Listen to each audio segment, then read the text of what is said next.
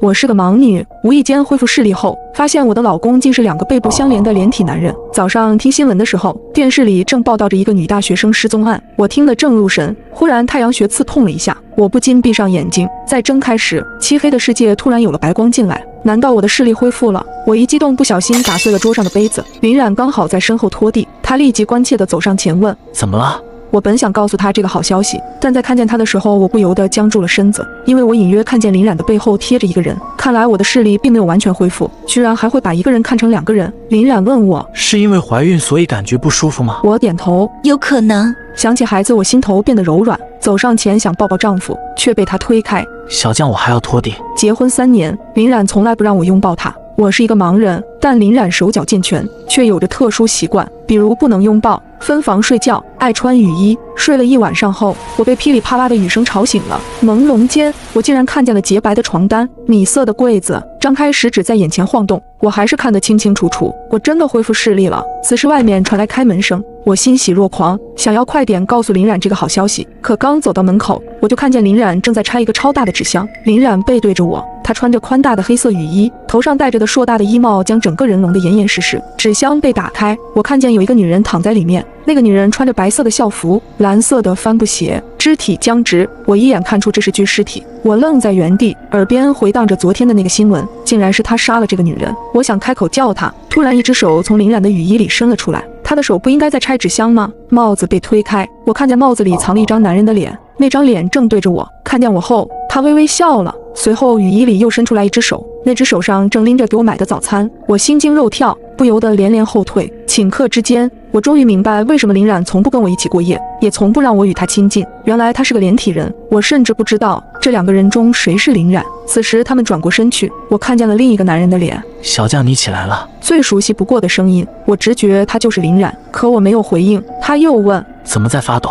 我感觉到林冉明显警觉了起来。小将，你的眼睛能看见了吗？我连连摇头。他冲上前来，激动地问：你是不是能看见了？快说话。我害怕被看出破绽，假装痛苦地开口道：我肚子痛。肚子疼。我点点头，继续装成盲人看着前方。也就是这时，我看清了那个女尸的脸，她的脸上有一道细长的疤痕。我才想起来，我认识这个人。小将，你在流血。林冉的话拉回了我的思绪，我下意识低头，才看见自己的睡裙下有鲜血流了出来，心头一颤，我两眼一黑，陷入了昏迷。再次醒来时，我发现自己躺在家里的床上，林冉坐在我的床边。小将，你醒了。我强装镇定，用手在被子上摸索，假装寻找他。我睡了多久？林冉猛地向后退，应该是怕我摸到他身后的那个男人。你睡了好几天了。我没说话，想找机会报警。小将，孩子没了。你说什么？我惊得坐起了身子。林冉垂下脑袋，可表情却看不出一点难过。医生说你的身体太虚弱了，所以才会流产。怎么会这样？我佯装哭起来，其实心里却暗自松了一口气。有一个杀人犯加连体人的父亲，这个孩子本就不该出生。林冉柔声说道：小将，你还年轻，以后还有机会做妈妈的，别难过了，我去给你炖点鸡汤。他往外走的时候，他的兄弟一直面对着我，如同一个附着物靠在林冉背后。等他们走出去后，我掀开被子，也偷偷跟了出去。林冉他们进了厨房，我走进客厅，发现那具尸体已经不在了。我靠近厨房，隐隐听见里面传来咳嗽声，2个男人的对话声随之传来。那剩下的人，你准备怎么办？不是林冉的声音，应该是他的哥哥或者弟弟。我听见我的丈夫说：把他们都找到，然后全除掉。我心间猛地一颤，那边又传来声音：嫂子好像不对劲，我怀疑他是不是能看见了。叫我嫂子，看来林冉是哥哥，他们竟这么快就怀疑我了。林冉道：是不是因为药的问题？药？什么药？视力恢复后，发现丈夫竟是个奇怪的连体人，还残忍杀害了一名女大学生。我靠近厨房，隐隐听见里面传来说话声。林冉道：是不是因为药的问题？药？什么药？听见他们好像要往门口走来，我不敢再听下去，赶紧跑回卧室。我的丈夫到底是个什么人？没过一会，林冉就端着鸡汤进来了。小将，喝点鸡汤吧。我看见他身后的弟弟也在歪着脖子朝我看来，我倒吸一口冷气，这鸡汤里十有八九有问题。我现在不想喝。喝了吧，你身体太虚弱了，喝了对身体好。我颤颤巍巍地伸出手，故意摆出矫情姿态。太烫了，你先喝吧。林冉把鸡汤拿到嘴边吹了吹，然后递到我面前。我喝了，不烫。他骗人，根本没喝。我再次推开他。我不喝，我想睡觉了。好吧，那你先休息。他又咳嗽起来，转过身准备离开时，他身后的弟弟顺带把床头的手机拿走了。这一切我只能仿若未见。等他们走后，我绝望地想着自己的处境，我很想报警。林冉杀的那个女人叫吴佳佳，她是我这辈子最恨的女人，要不是她，我也不会成一个瞎子。因为争夺考研的名额，她故意害我出了车祸，我失明后退学，她却顺利考上了研。林冉居然杀了她，到底为什么？他们还说要杀了剩下的人，那又是谁？思考这些问题让我头痛欲裂，没一会就昏睡了过去。过了很久，我听见有人凑在我耳边说话：“小将。”我迷迷糊糊地睁开眼，这么快就天黑了吗？此话一出，我毫无困意，马上就清醒了。这不是暴露我恢复视力了吗？小将你，我在空气里嗅到了一丝危险的意味，立刻解释道：“老公，我是迷糊了，差点忘了我是个瞎子。”林冉叹息道：“小将，天还亮着。”什么？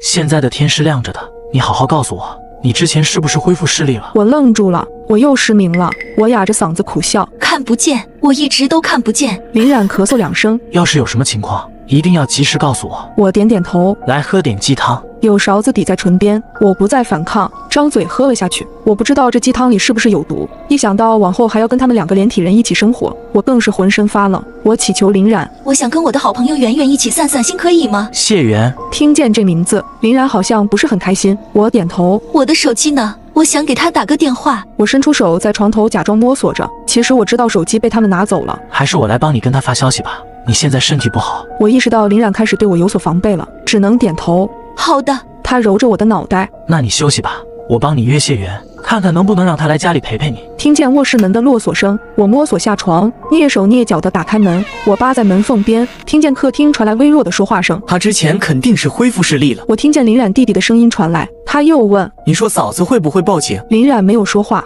良久我才听见我的丈夫开口：“不管怎么样，反正他现在又看不见了，只要我们把他看好就行了。”我百思不得其解，想不明白自己为什么又会突然失明，也搞不清楚林冉何时对我下的药。我无力地瘫坐在地板上，只求他能说到做到，帮我约谢元上门。第2天，谢元竟然真的来了。你们好好聊天，我先出去买点菜。说完，林冉便出了房门。谢元坐在我的床头，关切地问我：“小将，你还好吗？”我摸到了好朋友的手，露出了久违的笑意。我凑在谢元面前低声道：“圆圆，能不能帮我一个忙？”“什么？能不能帮我报警？我感觉林冉不对劲，他好像杀人了。”谢元收起笑声：“他怎么会杀人？你之前来不是总纳闷林冉在家为什么还要穿着超大的雨衣吗？其实是因为他是个连体人。前几天我突然恢复视力，不小心看见的，可现在我又被他下了药，什么也看不见了。”我提醒圆圆，当务之急是赶紧报警。谢元却说：“我已经报过警了，你放心。”“你报过警了？”“是的，我刚刚发短信报警的。”我长舒一口气。“警察多久才能到？”谢元道：“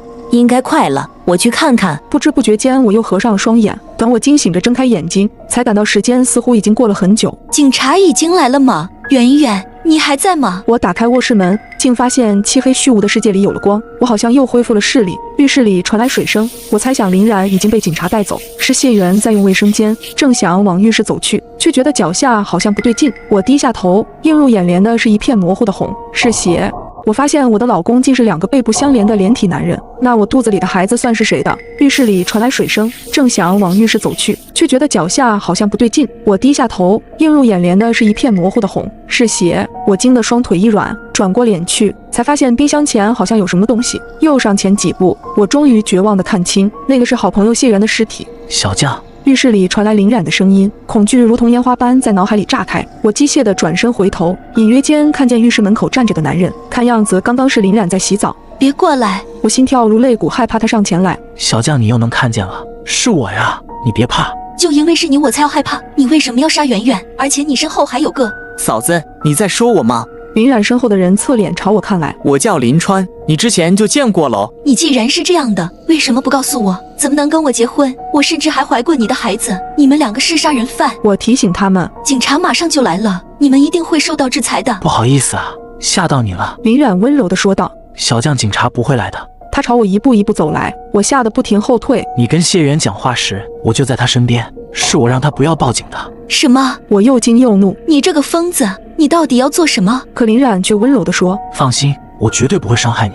再解决完最后一个就结束了。”接着林冉把我抱到了屋里，不多时门铃响了。林冉、林川他们对视了一眼，随后走出了房门。他们又从外面给卧室加了一道锁。我翻下床，准备拉开窗向人求救，无意间瞥见了床头柜隔层里的某个东西。我拿起来，在灯光下看了好久，才认出了那是一盒堕胎药。我突然想到，我没保住的那个孩子是林冉给我吃了堕胎药，可他为什么要给我吃堕胎药？正当我疑惑时，我听到客厅里传来了一个男人的惨叫。我我不断地敲打着房门。林然，请你不要再做傻事了。这时，林冉开锁打开了房门，我隐约看见客厅里绑着一个熟悉的男人，他是圆圆的男友赵刚。我哭喊着质问林冉：“这就是你所说的最后一个吗？你到底在干什么？为什么要毁掉我肚子里的孩子？”说着，我举起手中的药盒。林冉听完一脸难过，将一把刀抵在了赵刚的脖子上。你老实说，小将怀的孩子是谁的？赵刚颤颤巍巍：“是我的，是我的，我承认，求你别杀我。”什么？我一脸不解。林冉解释道：“是赵刚看到我眼睛失明后，便动起了歪心思。他花钱买通了我的好友谢元，趁着林冉不在家，谢元把我灌醉，在我睡得一蹶不振时，又让赵刚偷偷爬上我的床。之后我便有了身孕。谢元还将我的照片分享给了吴佳佳，以此换取重额赏金，甚至他们还疯狂嘲讽我的老公是个连体人。林冉害怕我知道真相后承受不住，所以一直对我隐瞒，而他自己则走上了极端的道路。”林冉说完，直接一刀结束了赵刚，并对我说：“小将你放心，明天我就去自首。”此时我的心里五味杂陈，流下了眼泪。林冉，对不起。林冉拖着疲倦的身体挤出一个笑容，他咳嗽2声。